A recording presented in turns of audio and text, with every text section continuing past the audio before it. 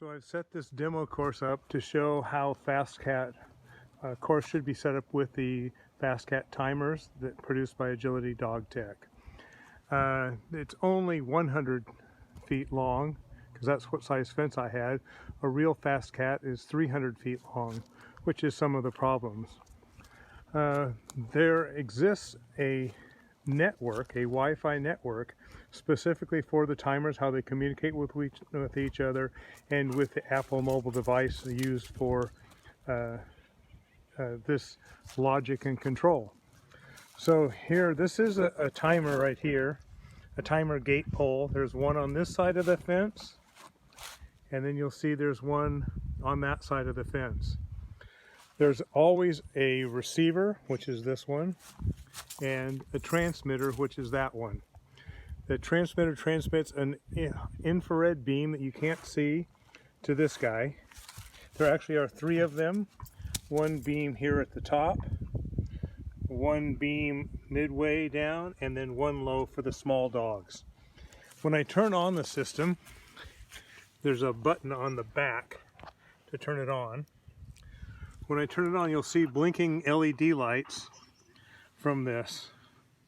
Here we go.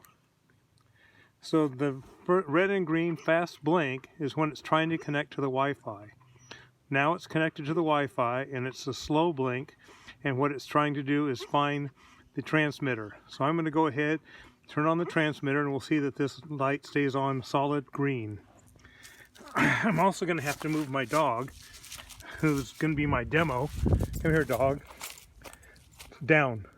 Max, leave it down. Leave it. So here I'll turn on this one. There's a single green beam light here, and you'll see on this side again there's a single green beam. It's not blinking anymore. Max, stay. You stay. So Wi-Fi at 300 feet is just the end of it. So what I do is I put the Wi-Fi controller, that's the device that checks all the other devices on the Wi-Fi network and makes sure the transmissions are correct. So it can go the full 300 feet. It's put in the middle of the course. You'll see here, down there at that end, and up here at this end. The other thing to remember is this infrared light beam that it's attracted up here is actually the same as sunlight. So it's best to put the back of the receiver toward the sun. It's going on again, connecting into the Wi-Fi network. It's connected in.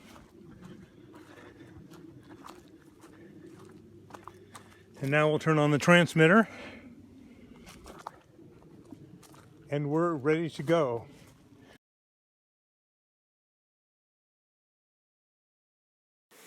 This is an introduction to the FastCAT app.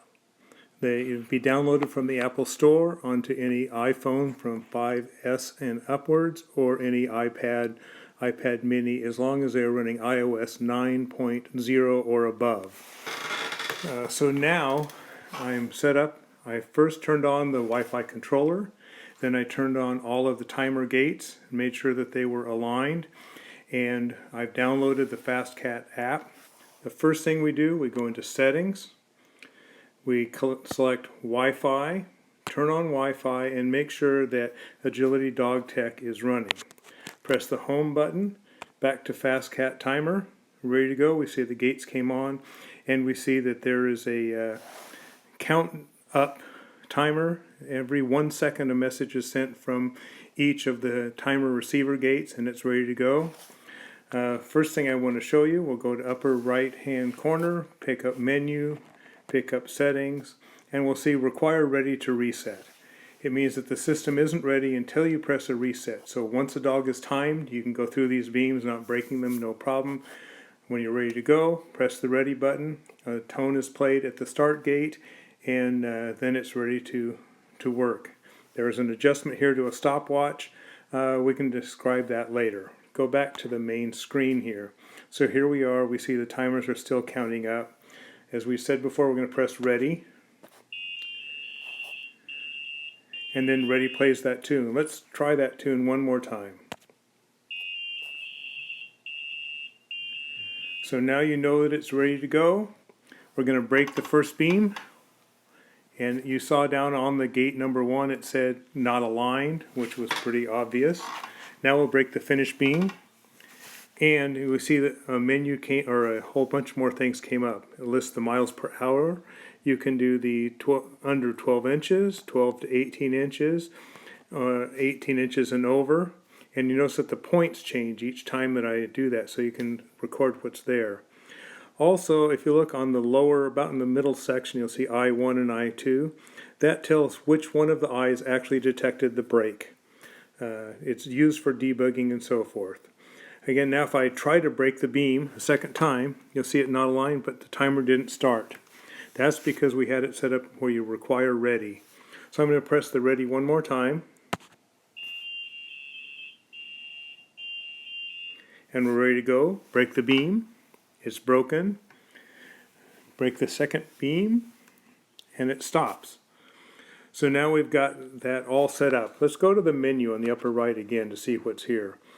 We can view history, and that tells us the times that we have in order. The most recent is the last one, and it will record thousands if you need to.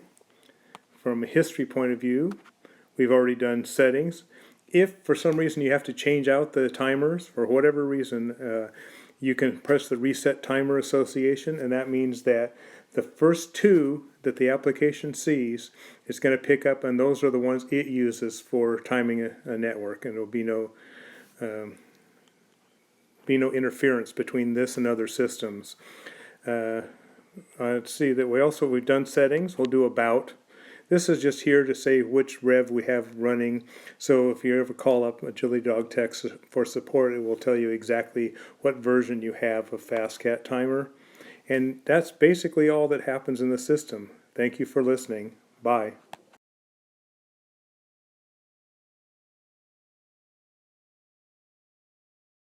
Okay, it's not one of my favorite parts, but if you're running the smallest dogs possible, you have to blindfold some of the eyes. So on the transmitter, you receive, with the transmitter, 2 of these connectors, and you just put it over the eye, and put it around here, and that blindfolds that eye. Again, do that same thing on the upper one. So it's the second thing down that you, or third thing down that you see. You just like that, and it's ready to go.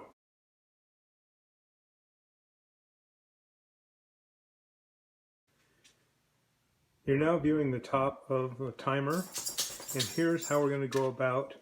We're going to open it up, and in the top you can see right here is the charger point, the mini USB. To charge it, slip in almost to the side, come over and plug down in very carefully, and now you're going to see there's a little orange LED. You try and get some of the reflection out. There's an orange LED down there, right there, yellow I guess, and that's saying that it is charged. It will turn to green when the system is fully charged. The batteries are internal.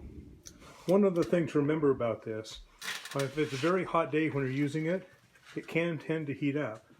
What you do is you pull off one of the caps at the bottom and run without the cap on the top, and that'll create a chimney effect and will cool down the system.